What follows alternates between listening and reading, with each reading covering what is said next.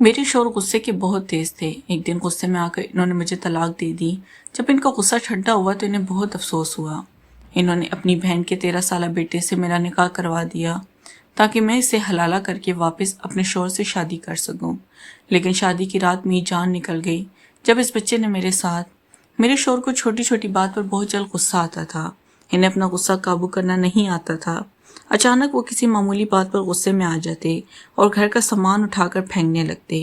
कई दफ़ा मैंने इन्हें मोहब्बत से समझाया था कि इतना गुस्सा ठीक नहीं होता, लेकिन वो तो किसी सूरत समझ नहीं पा रहे थे। वो ना चाहते हुए मुझ पर गुस्सा करते थे। हमारी शादी को 1 साल का अरसा गुजरा था और इस 1 साल में मैंने इनके गुस्से की इंतहा को देख लिया था। लेकिन मुझे हरगिज़ अंदाज़ा नहीं था कि एक दिन वो गुस्से में हर हद पार कर जाएंगे और हमारे रिश्ते को निशाना बनाएंगे। मेरे शौहर ने मुझसे अपना सारा ताल्लुक़ ख़त्म कर लिया, लेकिन कुछ देर के बाद जैसे इनका गुस्सा ठंडा हुआ तो मेरे कदमों में गिर पड़े, मुझसे माफ़ी मांगने लगे। लेकिन अब पछताने का क्या फ़ायदा था। मैं तो इनकी मोहब्बत की खातिर अपना घर बार और सब कुछ छोड़कर चली आई थी और अब मेरे लिए वापसी का कोई रास्ता नहीं था। लेकिन शौहर के रवैये ने मुझे ज़िंदगी तंग कर दी। मुझे समझ नहीं आ रहा कि अब मुझे क्या करना चाहिए। तब मेरे शौहर ने इस मसले का एक हल निकाला, जिससे सुनकर मैं हैरान हुई। इस घर में मेरे और मेरे शौहर के अलावा इनका एक भांजा रहता था, जिसके सर पर माँ बाप का साया नहीं था और शौहर ने इसे अपने साथ रखा हुआ था। वो 13 साल का समझदार बच्चा था जिसका नाम अरसलान था।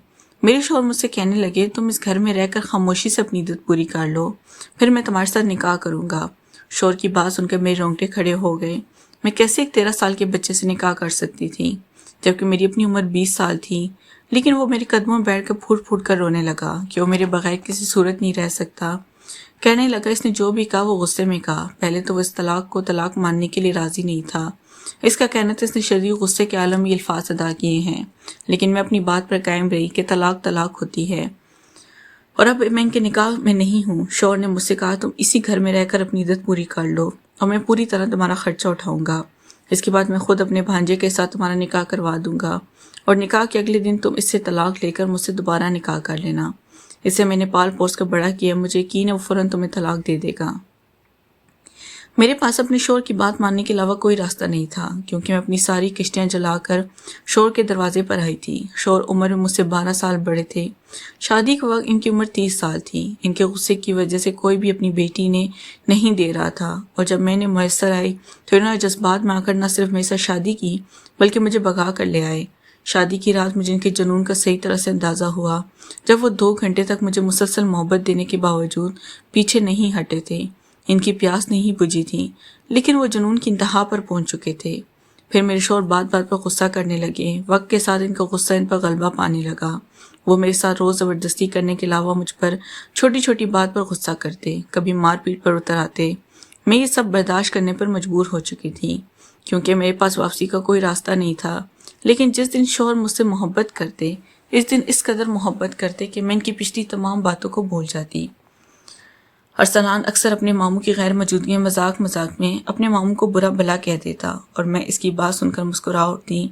वो मुझे कहता कि आप ही मुझे बिल्कुल अच्छा नहीं लगता कि मामू आपके साथ इस तरह रवैया रखते हैं, जबकि आप इतनी अच्छी हैं। मैं मुस्कुरा कर इसकी बात को टाल देती। एक दिन मेरे शौहर होश में घर वापस आए। इत्तेफाक से मुझे खाना पकाने में देर हो चुकी थी, क्योंकि इस दिन सुबह से इलाके में गैस बंद थी। शौहर ने मेरी बात सुने बगैर गुस्से में सारे घर का सामान उठाकर फेंकना शुरू कर दिया और जब मैंने रोकने की कोशिश की, इन्हें बताना चाहा कि सुबह से गैस नहीं थी, तो मेरी बात सुने बगैर इन्होंने मुझे तलाक दे दी। मैं एकदम साख्त हो गई। शौहर को इस वक्त भी बिल्कुल अंदाज़ा नहीं हुआ कि मुझ पर क्या क़यामत गुजर चुकी थी। थोड़ी देर के बाद इनका गुस्सा बिल्कुल ठंडा हो चुका था। इन्हें एहसास हुआ कि वो हम दोनों के साथ कैसा जुल्म कर चुके हैं। वो मेरे पाँव में बैठकर ज़ोर ज़ोर से रोने लगे। कहने लगे कि इन्होंने जो कुछ कहा वो गुस्से में कहा था, लेकिन मैं इनकी बात को किसी सूरत मान नहीं सकती थी। मेरे नज़दीक तलाक हो चुकी थी। जब शौहर ने देखा मैं इनके साथ अब किसी तरह रहने को तैयार नहीं, तो उन्होंने एक दरमियानी रास्ता निकाला। कहने लगे, मैं इस घर में रहकर अपनी इद्दत के दिन गुजार लूँ, फिर मेरे भांजे के साथ हलाला करो और इसके बाद दोबारा मेरे निकाह में आ जाओ। शौहर की बात सुनकर मेरी जान निकल गई। वो अपनी गुनाह के खातिर अपने 13 साल के भांजे से मेरा निकाह कराना चाहता था। शौहर ने कहा, यही एक रास्ता है जिसके ज़रिए हम दोनों एक हो सकते हैं। मेरे पास इसकी बात मानने के अलावा कोई चारा नहीं था। میں نے اسے گھر میں رہ کر اپنی عدت پوری کی۔ فی الحال ہم نے یہ بات اپنے بھانجے سے چھپائی۔ ارسلان نے کوئی نوکری تلاش کر لی۔ جب اس سے پوچھتی کہ تمہیں اس وقت کام کرنے کی کیا ضرورت ہے، وہ مسکرا کر کہتا وہ ہمیشہ سے اپنے ماموں کی ساری زندگی نہیں گزار سکتا۔ مجھے ارسلان کی بات سن کر بہت خوشی ہوتی۔ وہ ایک سلیقے مند اور سمجھدار بچہ تھا۔ جس دن میری عدت ختم ہوئی، اس دن میرے شوہر نے بھانجے کو بٹھا کر بہت پیار اور محبت سے ساری بات بتائی، جسے سن کر ان کا بھانجا سکتے میں آ چکا تھا۔ جب میرے شوہر نے بھانجے کو یہ بتایا کہ وہ اس سے کیا چاہتے ہیں تو وہ بالکل حیران ہوا۔ کہنے لگا یہ کیسے ممکن ہے کہ میں اپنی مامی سے نکاح کروں؟ میرے شوہر نے کہا کہ حلالہ کرنے کا ایک ہی راستہ ہے، تم اس کے ساتھ ایک رات کے لیے نکاح کرو، پھر اسے اگلے دن چھوڑ دو۔ یہ بات ہم تینوں کے درمیان رہے گی۔ ارسلان نے ایک بار مجھے دیکھا، میں خاموش بیٹھی آنسو بہا رہی تھی۔ تھوڑی دیر سوچنے کے بعد ارسلان نے حامی بھر لی۔ میرے سابقہ شوہر نے اسی دن قاضی کو بلا کر خاموشی سے گھر میں نکاح کروا دیا۔ میرے اور ارسلان کے نکاح کے بعد میرا سابقہ شوہر یہ کہہ کر گھر سے چلا گیا کہ صبح میں واپس آؤں گا، ان کے آنے سے پہلے ارسلان مجھے طلاق دے دے گا۔ میں تھکی ہاری اسٹور میں بیٹھی تھی جب ارسلان میرے پاس آیا۔ کہنے لگا کہ آپ میرے کمرے میں چل کر آرام سے سو جائیں۔ پہلے تو میں ارسلان کو منع کرتی رہی، لیکن جب وہ نہ مانا تو میں اس کے ساتھ اس کے کمرے میں چلی آئی۔ میں آنکھیں بند کر کے سونے کے لیے لیٹ چکی تھی۔ ابھی مجھے تھوڑی دیر ہی گزری تھی جب مجھے اپنے اوپر کسی کا ہاتھ محسوس ہوا۔ یقیناً وہ ارسلان تھا۔ میں نے پلٹ کے اس کی طرف دیکھا تو میرے ساتھ ہی لیٹا ہوا تھا۔